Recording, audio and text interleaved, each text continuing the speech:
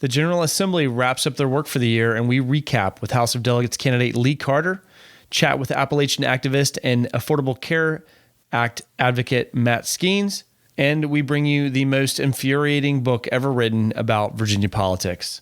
This and updates on the rest of the news you need to know on our political news roundup starting now.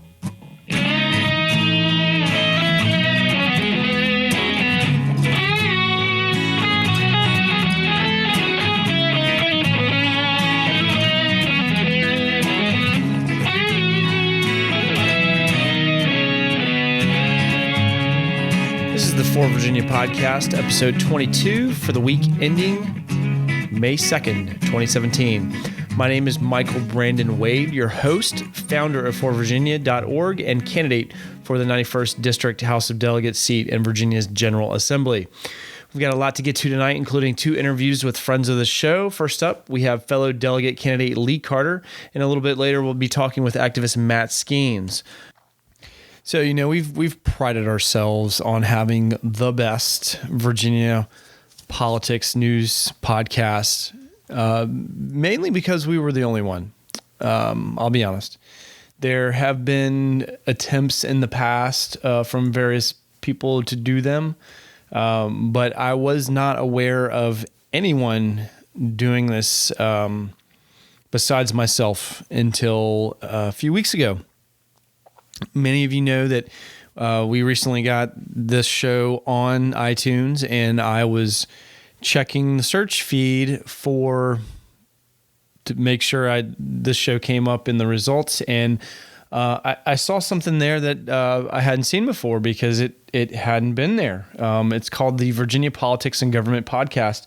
Looks like it was started in mid-January, right around before the inauguration day. I gave it a listen, and I was immediately really impressed. It pulled no punches with regards to Virginia politics and the Virginia way. Legalized bribery, as it was called, pay-for-play politics, organized corruption, etc. And I had to give it more of a listen and do some research. So I found out that the author, the host of the podcast, Jeff Thomas is his name, is also an author and wrote a very interesting book called Virginia Politics and Government in a New Century, subtitle The Price of Power. And after listening to this guy's little 8-minute podcast, these are short ones, they're basically 30-minute interviews, but his first one is kind of an intro to how he thinks. And I encourage everybody to not only go out and listen to that, but to pick up this book. I started to read it. It starts off with the intros about Governor McDonald's bribery case and how it was vacated by the Supreme Court. But he actually goes into the details of some of the actual activities that the McDonald's engaged in, along with the CEO of this, lack of a better term, junk science vitamin supplements. Microwave tobacco is what it really is.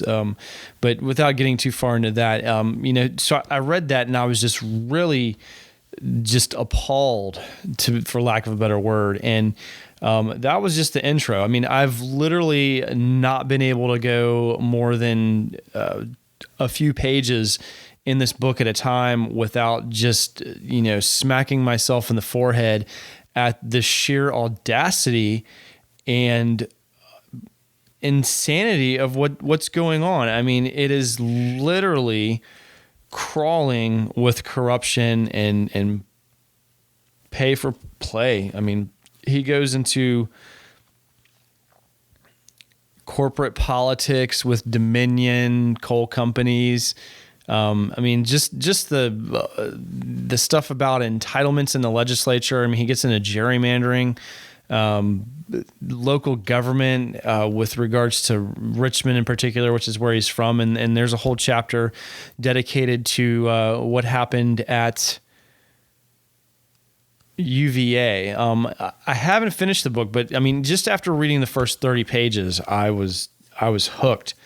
and am recommending it to everyone who wants to know about Virginia politics. And if you want to be involved with Virginia politics, you absolutely have to have this book. And it is heavily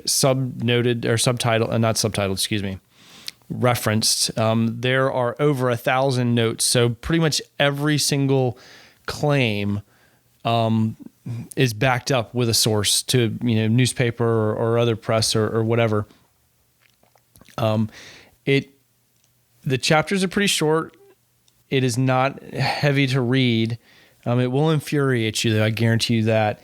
And most of the chapter subheadings are fairly quick to read, a few hundred words, and some of the sections are longer, but they're usually part of a larger whole. And I am just completely amazed by the scholarliness of this book that Mr. Thomas has written.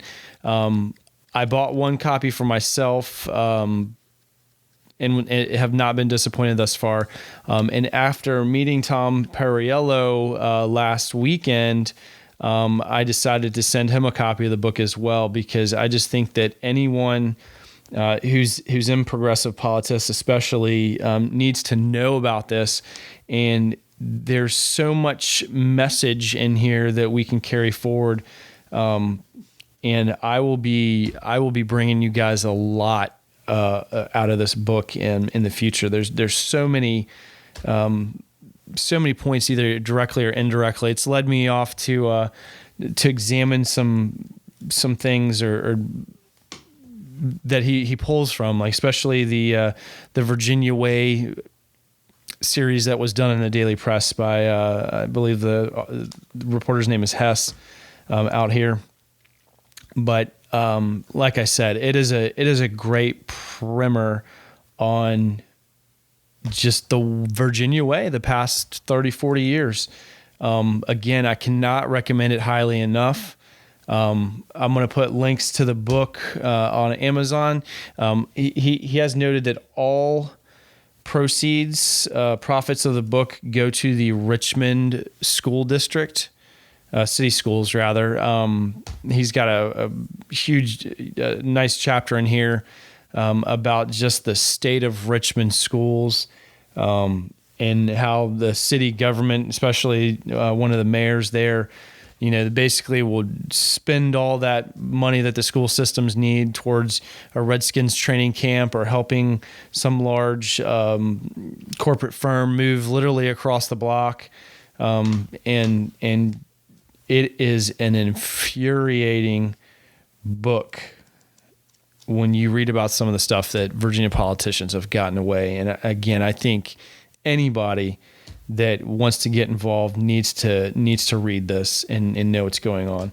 Again, Virginia Politics and Government podcast is Mr. Thomas's. It's on iTunes. It's on Player FM. It's on SoundCloud. And the book is Virginia Politics and Government in a New Century: The Price of Power by Jeff Thomas. And his interviews are good too. He had Stephen Nash, who's Virginia Climate Fever, the author of Virginia Climate Fever, which is the best book on Virginia climate change and policy and what's going on in the next 50 years. That's another book I highly recommend as well. So, Mr. Thomas, kudos to what you've done with this book. Came out sometime last year. I'm not sure the exact date, but it's on Amazon. I think copies I picked up were like $16.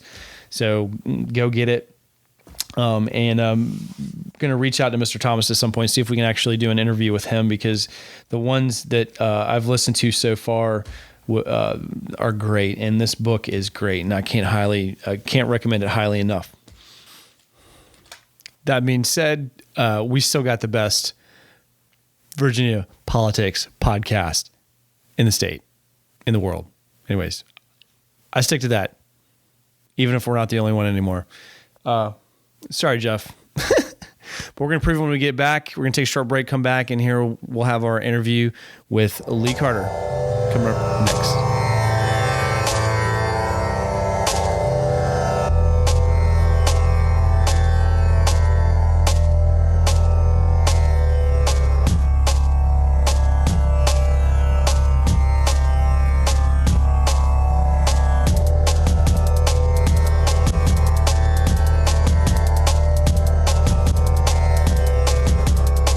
joined on the phone by Lee Carter, delegate candidate in the 50th District against Jackson Miller. Lee, thank you for joining us tonight.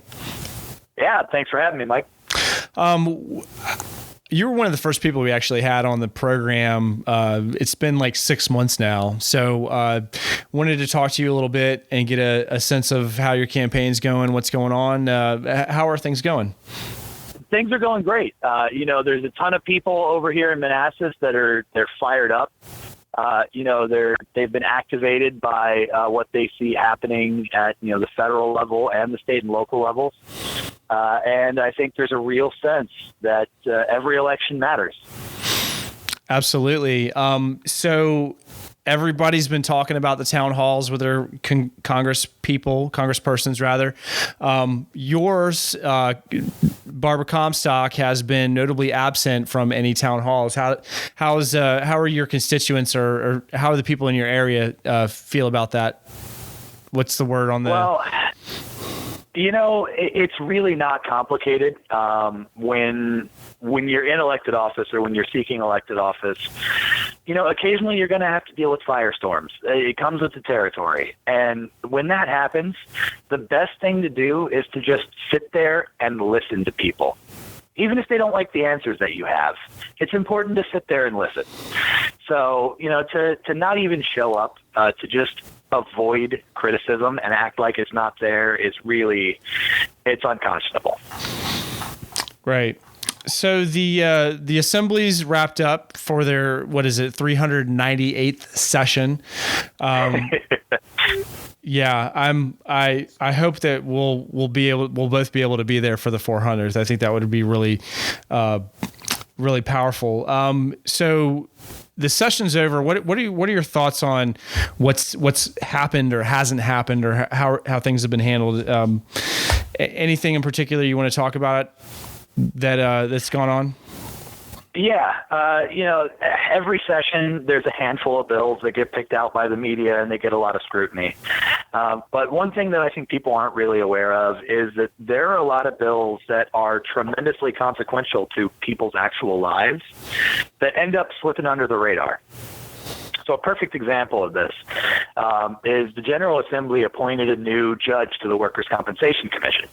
Now, this is someone deciding how much people get paid when they're hurt at work and, need some assistance from the state to pay their bills.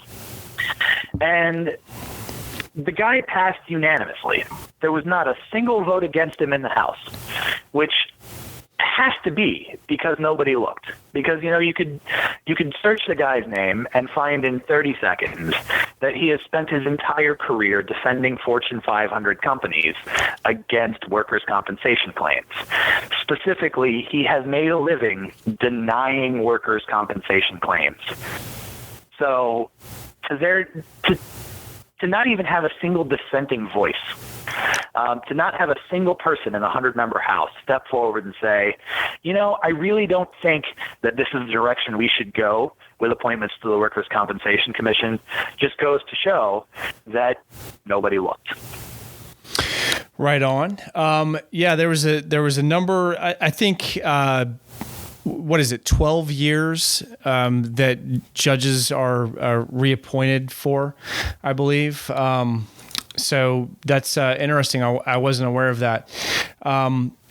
There were a number of controversial measures that, well, I won't say the measures were controversial, but the way in which they were dealt with was kind of met with controversy. So the big one was the redistricting reform that was kind of shut down in a dramatic way. I know you and I myself both are fans of Virginia 2021 and the effort to get the bipartisan redistricting or the independent redistricting done. And that was kind of just swept out of the way. The only other thing that I can really think of off the top of my head is the campaign finance reform bill, which was also summarily executed in committee. Is there anything else that you were really hoping to see get done this session that kind of just got either swept away or shot down behind closed doors?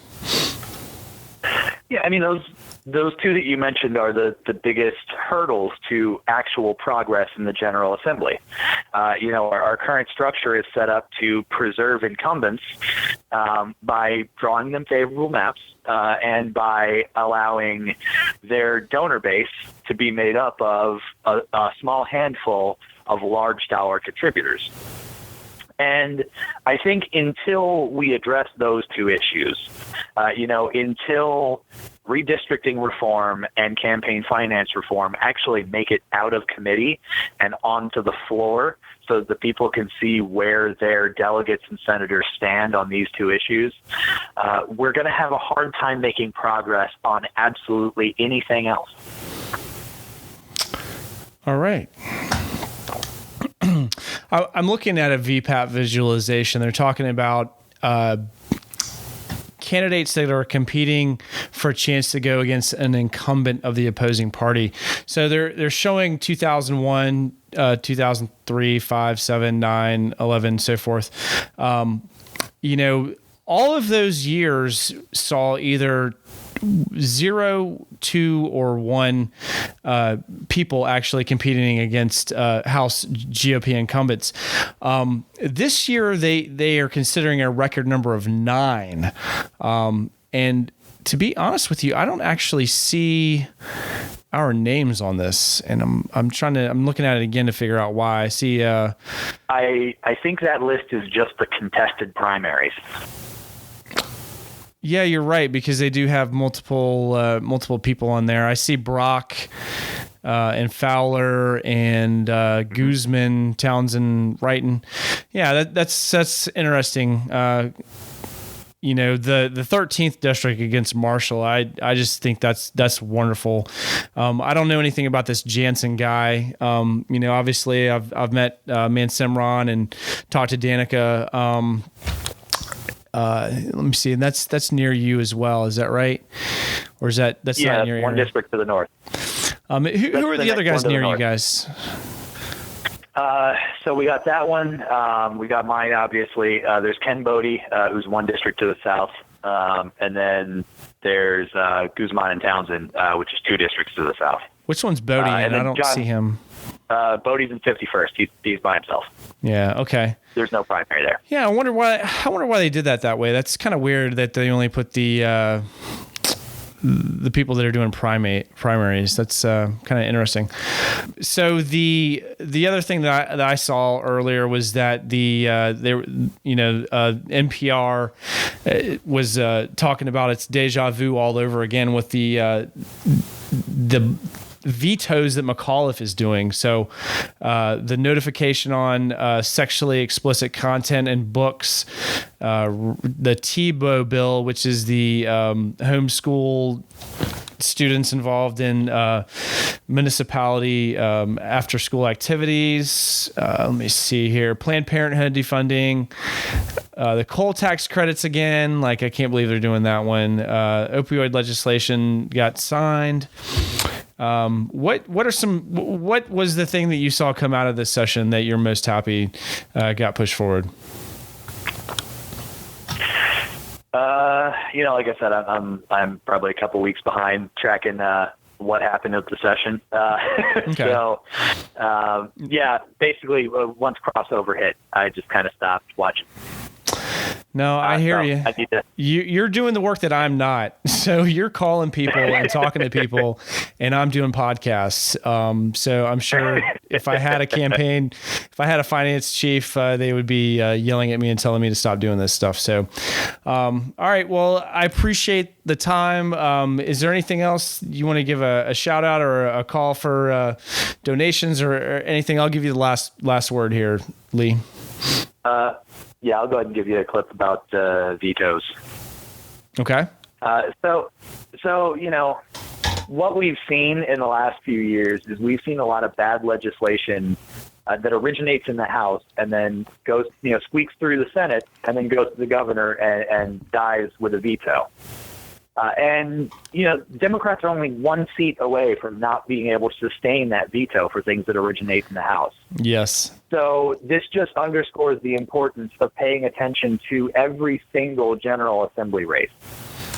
Because if Democrats lose a single seat, then it doesn't matter who's in the governor's mansion, because they'll just be able to originate whatever they want in the House and, override the governor completely.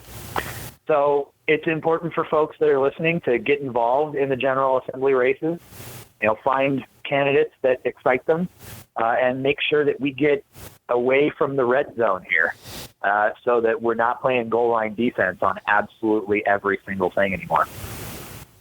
Absolutely. All right, Lee Carter, thanks for your time tonight. 50th District House of Delegates Democratic candidate. Thank you very much, sir. All right, thank you.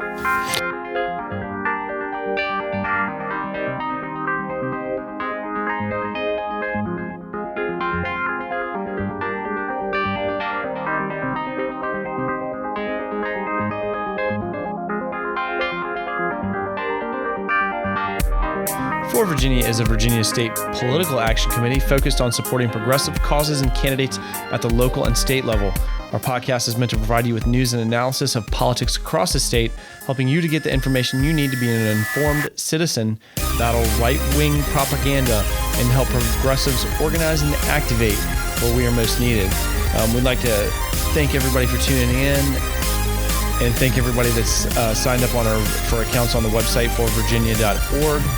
Subscribe to us on iTunes and YouTube, and help share our videos, our podcast on Facebook and around other social media. We'd love to hear any feedback on the show you have, ways we can be better. So please leave a comment or email info@forvirginia.org. Contact us on Facebook.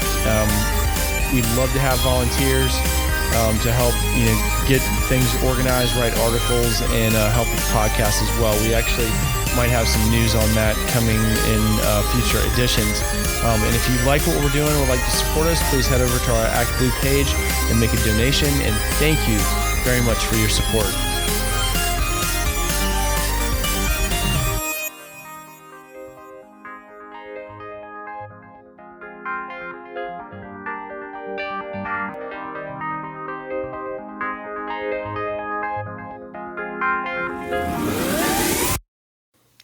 We first spoke to Wise County activist Matt Skeens back in August last year as part of episode 3 of this show. We spoke about his health struggles and those of other Appalachian Virginians. We discussed Obamacare, coal jobs, and what liberals need to do to win over this segment of Virginia. Now, with Trump in the White House and statewide elections in Virginia later this year, I thought it was a good time to check back in with Matt. Our conversation this time discussed Matt's health and the Affordable Care Act, threats made against him, the DNC chair election, and most importantly, what progressivism needs to do to convince those who live in the southwestern part of the state to join us.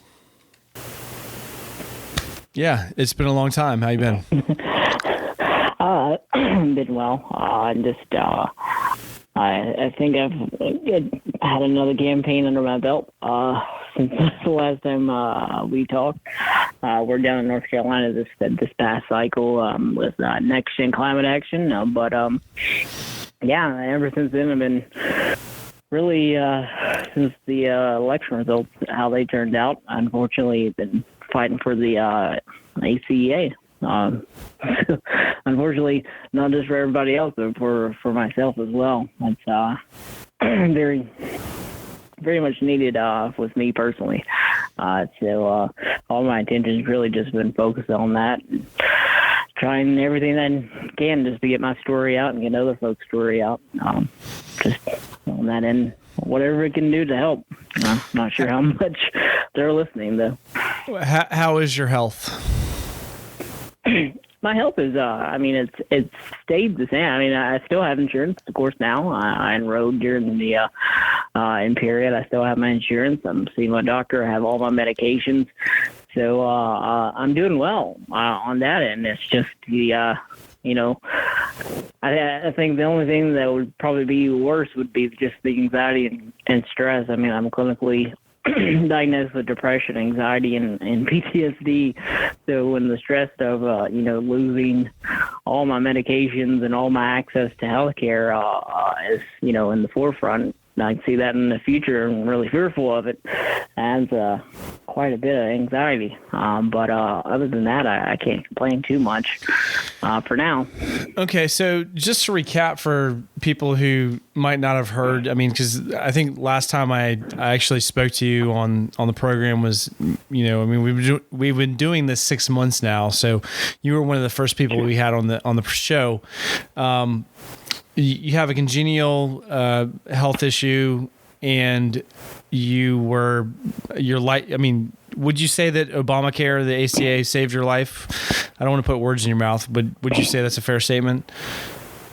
Oh yes, absolutely. I'm originally a childhood cancer survivor. I had 2 bouts with that, but due to treatment, I have a lot of secondary issues. And with that, I take about nearly a dozen medications daily that I'll have to take, and some I'll have to be on the rest of my life. So there's that. And then also, since the ACA, and since, I was able to stay on my parents' insurance, during that period, I've had 2 tumors removed in the past 3 years. They were benign, but they were removed. One was actually a brain tumor I had removed in 2015 that if it hadn't been removed, I would have lost my eyesight. So with the medication-wise, definitely, I wouldn't be here today without the ACA because I couldn't afford the medication. Had no access to it, really. So last time we talked, you had expressed interest in running in the House of Delegates. Are you still pursuing that, or are you not? It's still. I would say it's still where we were at the last time I talked. I did, I believe, since then form the committee. I did file through the Virginia State Board of Elections to sort of get the process going for this year to have that set in case I decided to make that decision. It's sort of still I'm pondering on it. Of course, with the past election, it's just sort of threw wrenches into my plans and how to focus on, really my personal health. Yeah, I mean, it's in no one that I've heard of has. My position was always, there's other folks out there that are probably could run and have more experience in government that would be a great candidate. But it was just, the feeling of, this delegate seat, which I think is very winnable, or at least definitely give them a run for their money, particularly with the districts and the counties involved, that if we had a good candidate or someone running, that we could, maybe take that seat back. It was a Democratic seat before Todd Dillon took it. What district is it? The 4th district, 4th House district. And who's in there right now? Todd Dillon. He won that, I believe, in 2013, and that was, I believe, Joe Johnson's old seat, who was a delegate for many years. And how closely have you followed this year's session? How closely have I followed it? Well, I was probably not as much as I had in past years, just because of I had been following really closely with Medicaid expansion. But with the new administration, I sort of it wasn't just Medicaid expansion fighting for it; it was just the whole entire bill, just to protect that. Well, just to recap for. Like I said, I mean, it's been several months, and I wouldn't expect most people who are listening to this broadcast to remember our conversation. So after we spoke to you last time, again 6 months ago, you actually went to North Carolina to get involved with some of the activism down there. Tell everybody what you were doing in North Carolina. I know it was healthcare related, right? I'm not sure. I can't recall exactly what that I went to North Carolina for. Were you working with some kind of advocacy organization? Were you not? I was working with several that were within the Tri-Cities, which is in Tennessee, and then Asheville, North Carolina. But that wasn't related to any kind of health insurance or anything like that?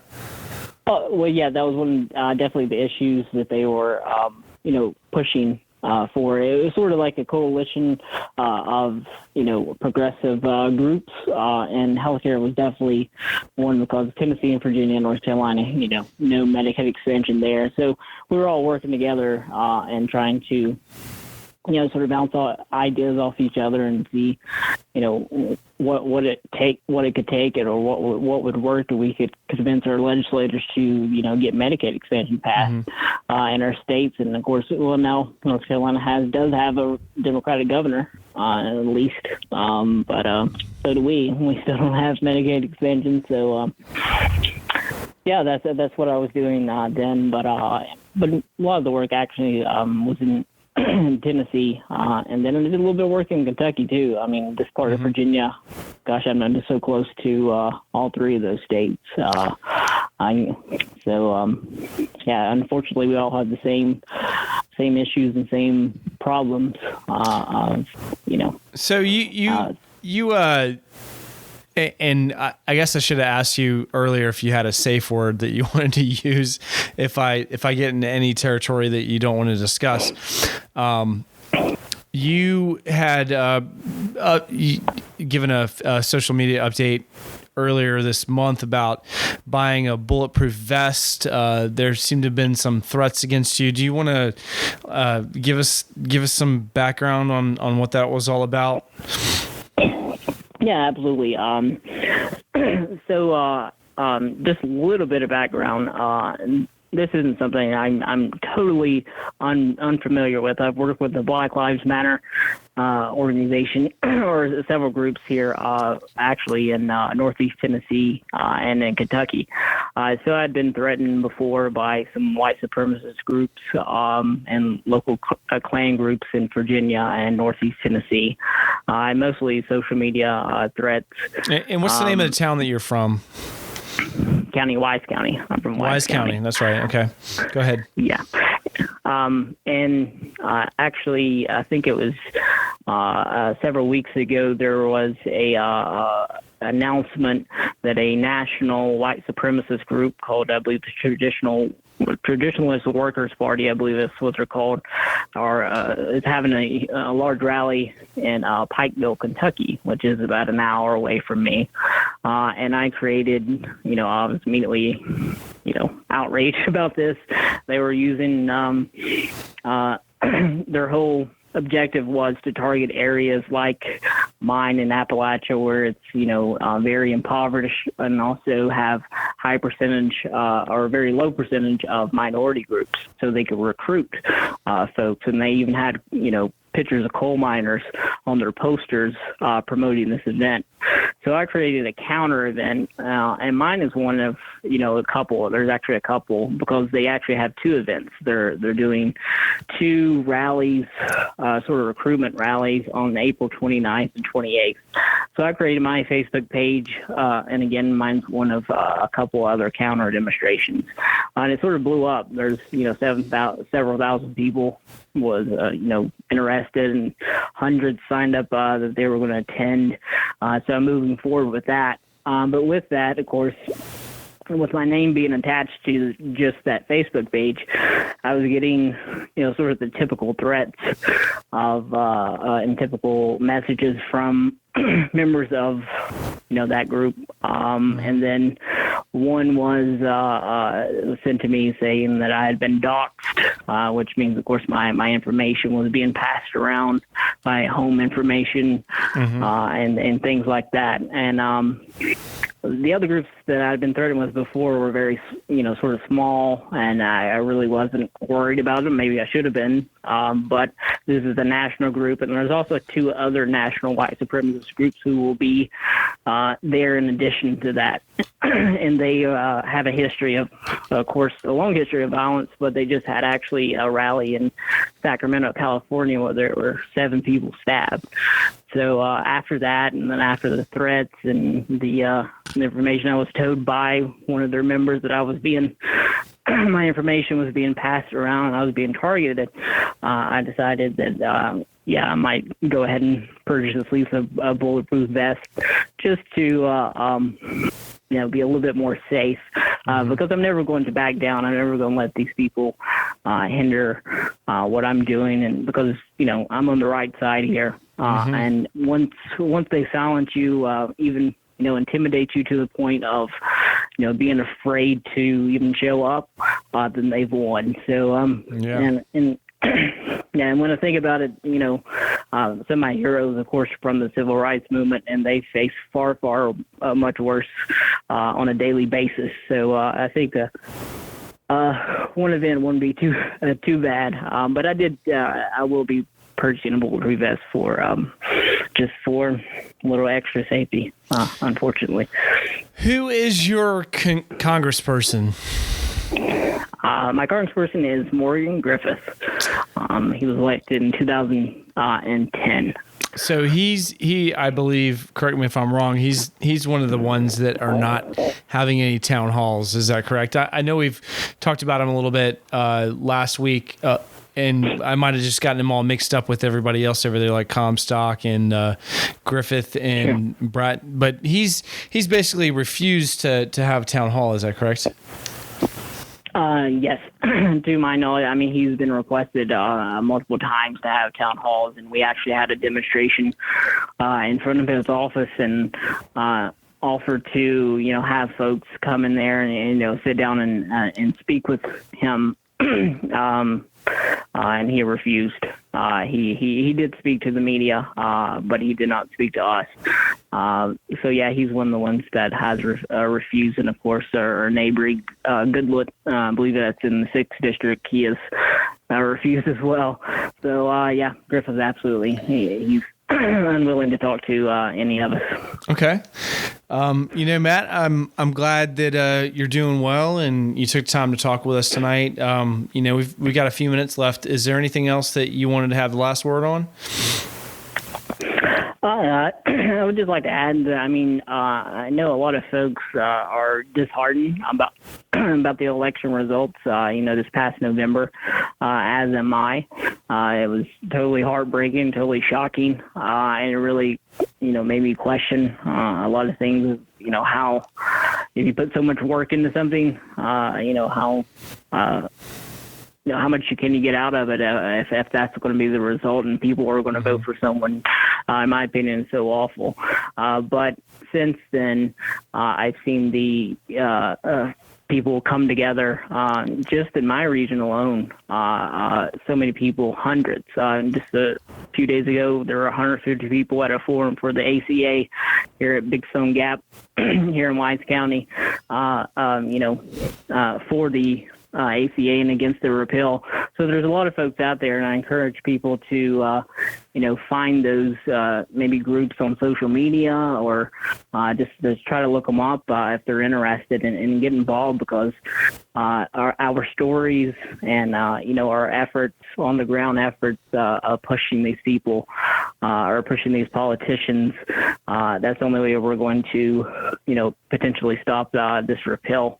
And as I was taught a long time ago, I know it's an old quote from like a very old community organizer, if you make a issue hot, and no politician can sit on a issue if it's too hot. So we're going to have to just make it too hot for them. We're going to have to really get out there. So I encourage people to do that. Okay. Appreciate it, Matt. I'll ask you one more question. If you want to use your safe word, then that's fine. Your quote that you just mentioned about the fire reminded me of something that Keith Ellison said during one of the DNC chair debates was that politicians see the light when they feel the heat. Do you have any comment on what happened today as far as the DNC elections, or are you not interested in that? I'm just asking in case you want to make a statement.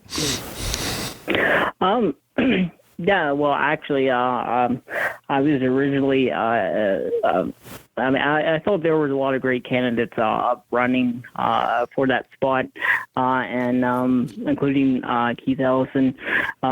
I was personally, I really liked Jamie Harrison, who's the chairman of the Democratic Party of South Carolina, because I believe he understood how much, the messaging in the rural and urban communities, how important that is, and getting really on the ground and working. And then I saw the work you've done with the party down in South Carolina.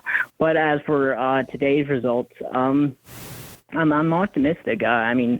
Whether whoever won, I was going to be very optimistic about it. I just really hope that folks, whether they consider themselves just progressives, Democrats, liberals, whatever you call yourself, we can all come together, because if we don't come together, we're not going to win.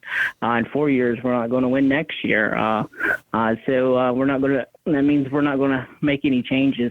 So my word really would just be I'm optimistic. I'm not disappointed with anything that happened really today. Okay. I'm just hoping folks come together. Okay. I guess I have a few more questions now that we're based on your answer to that.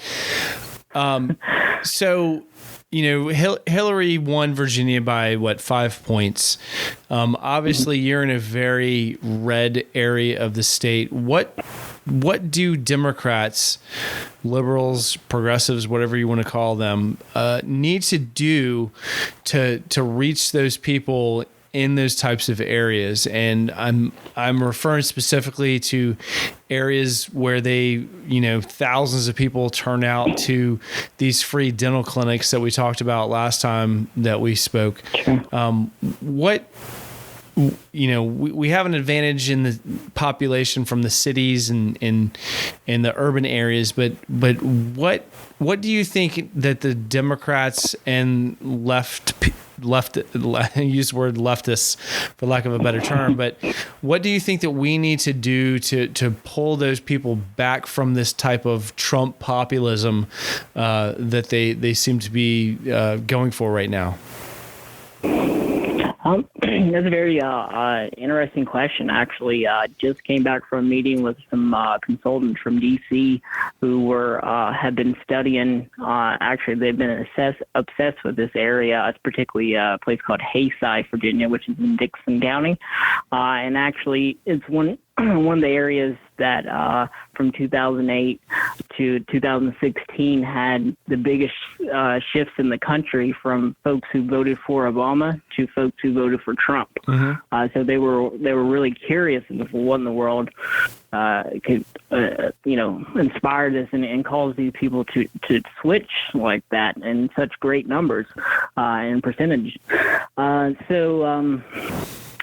Really, we talked about that for a few hours, and my thought process of just working on campaigns here, and of course being a local here and growing up here all my life, is I've seen a lot of different politicians come through. I've seen the good ones and the bad ones. The good ones always had. They were always really sort of personal. They stood on their message and they conveyed their message very well. Of standing on the principles of healthcare, as you mentioned, for programs and for policies that would decrease poverty, which is absolutely of course infested Appalachia, and pushing constituent services, pushing that you're going to be there with them on the ground, and if they need you, they can call your office. First thing Morgan Griffith did when he was elected was shut down his office here in Wise County, one that Congressman Boucher had for, I think, several decades since he was elected, I believe, in '82. they really resonate with that personal stuff, because a lot of folks, Appalachia is a huge region. I would say, of course, there are, very impoverished areas all across the country. Mm-hmm. But as a total of a region, we're talking about multiple states and in hundreds of thousands, maybe in the millions of people who live in poverty in a region like this. And it's not talked about a lot. And Hillary, I'll bring her up because she was the only candidate on either side during the primaries and also during the general election that I was aware of that had a specific plan for Appalachia and aid to Appalachia, but no one knew about it, and she really didn't talk about it that much. And it wasn't in ads that I noticed down here. It wasn't, surrogates didn't talk about it that much. I know she mentioned it a few times, but it mainly just stayed on the website. So there's that, really, again, getting your message out on what you're going to do to help folks. And also a thing I've noticed with candidates who run for state office down here is that they fall into, they let the other side, the right, control the narrative. Mm-hmm. So that's why we're here, right? Yeah. So when they talk about a war on coal, they don't counter that with facts, or they don't counter it with any type of policy. They'll concede it and say, well, I disagree with my party on this, which just puts you on the defense, and you're always on the defense, and you don't have anything to put on the offense to make them answer questions and also make voters feel want to vote for you. So I think that's a big problem. Yeah. So I know we've talked about this before. I mean, Sure. I've written articles about the coal tax subsidies and Ben Chafin out there. I'm sure there's a large portion of the area out there that relied on the coal jobs and seeing what's happened to coal jobs and the coal company and industry in general. Trump made a lot of claims and a lot of promises with regards to bringing back those jobs. And I think you and I and most of the people that are listening to this realize that that's not going to happen. Do you think that the people that voted for Trump because they thought that he was going to bring back the coal jobs, do you think that they are going to have a come to Jesus moment with that, or find someone else to blame with regards to that? I think personally that whether retraining or whether other kind of community investment in alternative energies would be beneficial to the area. Like how do you see that playing out in the next few years, I guess I'm asking? That's something I've definitely thought about myself. And I can't, say with 100% that I know, because, if one thing people, if they know about this area and have, at least politically, their opinion, and which is my opinion as well, is they vote against their own sort of best interests. And there's a lot of different reasons for that. Mainly it's economically and with the coal industry. But I would hope so, because as you just said, these coal jobs are not coming back, and they are going to keep going away. And people, I don't know, people for some reason have a short memory. I know that there were layoffs in the 90s. I remember growing up, my grandfather was laid off. My uncle was laid off between the mid 80s and 2008. This is before Barack Obama was elected. Half of the mining industry employment was cut in half. It was like 177,000, and it was cut down to 86,000 or around that number. So, and it's going to continue to decline. And now it's down to about 11, right? Yeah, it's shrinking now. And in here in Virginia, actually, it's, I believe, I don't think more than 5,500 miners have been employed in Virginia. Don't quote me on that number. I haven't looked at my numbers recently since, I believe, the late 90s. So I would hope so, but I do think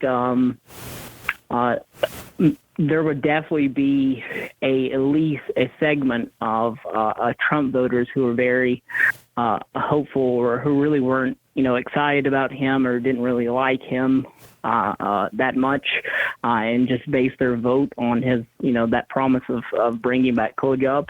And when that doesn't happen, they'll, realize that it was a lie, and it was just, pandering to voters. Okay. So. Well, I'm going to give you one last opportunity to invoke your safe word. The governor's race on the Democratic side, Ralph Northam versus Perriello. Do you have any insight on that you care to share? I don't have any insight. My opinion would be I've met. I worked, of course, when I worked for the Obama campaign. I got to meet Congressman Perriello a few times. A great guy. And I got to meet Lieutenant Governor Northam several times while he was running. And it's I don't have a huge favorite. There's not someone that I'm really, really, really for or really, really against. Between those two candidates, I think they would be two good candidates. I just hope whoever is nominated does make more than one or two stops down here into this part in the end of the state, and actually has some plans and policies for this state, because I believe Governor McAuliffe has done a pretty good job with that in a lot of regards of trying to bring jobs and opportunities to this area. So I hope they would follow his path, whoever the nominee is, and continue with that. Okay. So that would be my opinion, definitely, on that. All right. Well, I think we've extended this interview twice as long as we were going to, but I think it's interesting conversation. I hope everybody else does too. 1 minute left. Again, I'll give you the last opportunity for the last word. Go ahead. Again, I just really, really encourage folks to get involved, and I'm not just saying get involved with their local committees. You can do that if that's your outlet, but there are groups springing up, a lot of progressive groups and groups, especially specifically for the to protect the Affordable Care Act, and to me, health care is so important. Yeah, indivisible. There are actually several groups down here on this end of the state, and I know there's got to be tons across, all across the Commonwealth.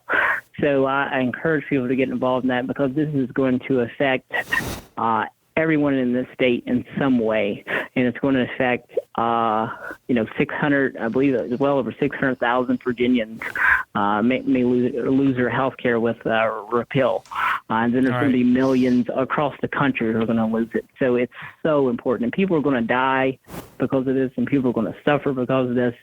And if you like me and you like listening to me, I'm going to suffer if this is repealed too. So please get involved and whenever you can, just really encourage that.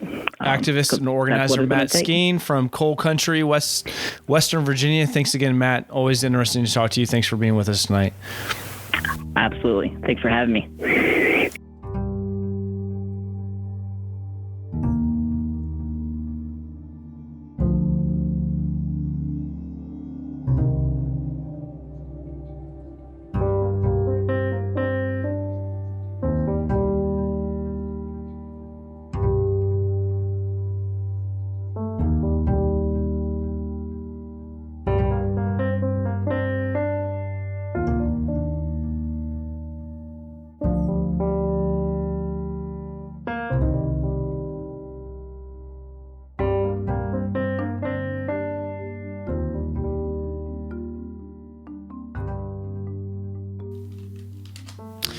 This week's fame comes to us courtesy of the Roanoke Times article from March 1st about the Montgomery County Board of Supervisors passing a pro-immigrant resolution.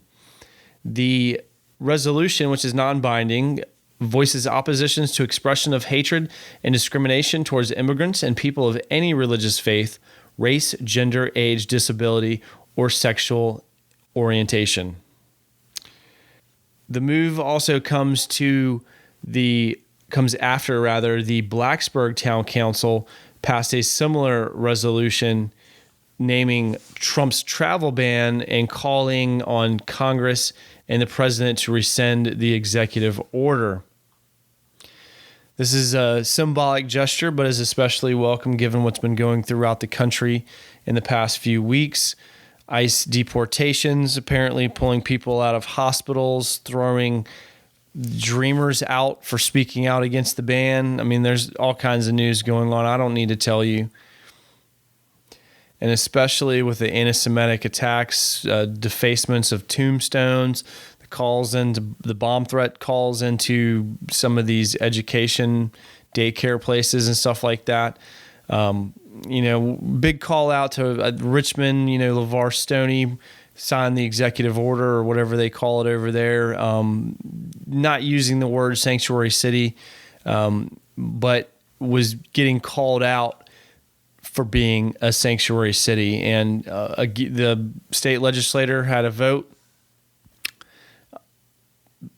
right before session ended, actually, that attempted to get Ralph Northam on record in support of sanctuary cities as well. I think we might have mentioned it last week. Just briefly, there was a bill by the Republicans in the state Senate to bar sanctuary policies, and Tommy Norment, Senate Majority Leader, actually voted with the Democrats just for the express purpose of making Ralph Northam, as the lieutenant governor and tiebreaker, vote against this bill. And anyways, don't want to get too far into that machination right now. We want to commend the Montgomery County Board of Supervisors and the Blacksburg City Council for their support of immigration and against hate and injustice. And for that, you guys both get our Fame of the Week.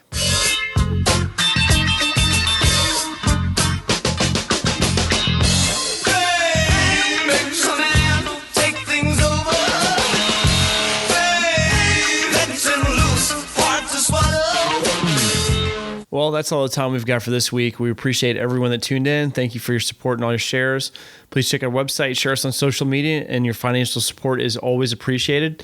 This is the For Virginia Podcast, episode 22. Submit your feedback on our website, on Facebook, or by emailing info@forvirginia.org. We'll continue working hard to bring you the news, information, and analysis to help keep the progressive revolution moving forward in Virginia through 2017. My name is Michael Brandon Wade. Thank you, and we'll see you next time.